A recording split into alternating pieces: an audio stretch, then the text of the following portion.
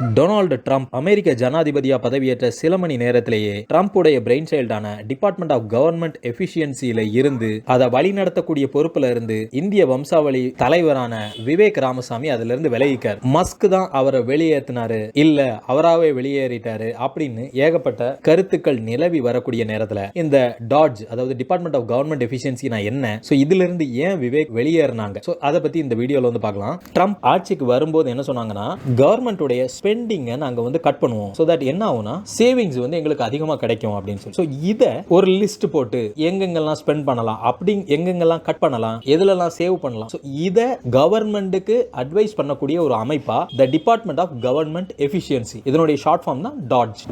So இதை உருவாக்குறாங்க. இதுக்கு தலைமை தாங்கிறதுக்கு, வழி நடத்துறதுக்கு எலான் மஸ்க், அதுக்கப்புறம் விவேக் ராமசாமி ரெண்டு பேரை தேர்ந்தெடுக்கிறார். ஸோ நல்லா தெரிஞ்சுக்கணும், இது வந்து ஒரு கவர்மெண்டான கவர்மெண்ட் டிபார்ட்மெண்ட் கிடையாது. ஸோ இதனுடைய அதிகாரம் எல்லாம் என்ன அப்படின்னா, ஒரு அட்வைசரி போர்டு. இந்த டாட்ஜை உருவாக்கும் போதே இது ஒரு வருடம் மாத்திரம் அதனுடைய எக்ஸ்பீரியன்ஸ் செட் பண்ணியிருந்தாங்க. 4th ஜூலை 2026 அப்புறம் இந்த டாட்ஜை வந்து நாங்க கலைச்சிருவோம்னு சொல்லி. ஸோ ஒரு வருஷம் இவங்க எல்லாருமே உட்கார்ந்து ஒரு லிஸ்ட் ஆஃப் ரெகுலேஷன்ஸ் வந்து கொடுக்கணும்.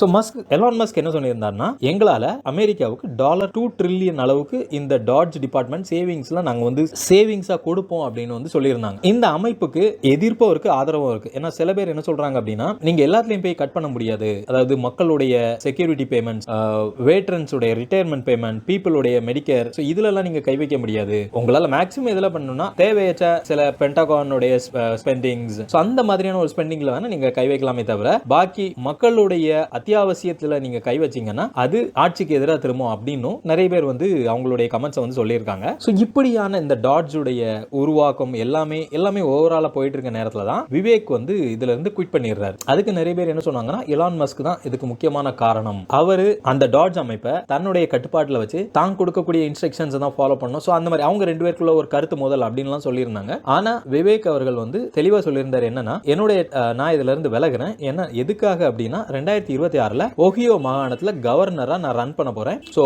இந்த டாட்ஜ் அமைப்புல நான் இருந்துட்டு அதுக்கு ரன் பண்ண முடியாது. ஸோ அதனால நான் அதுல இருந்து விலகுறேன் அப்படின்னு சொல்லியிருக்காரு.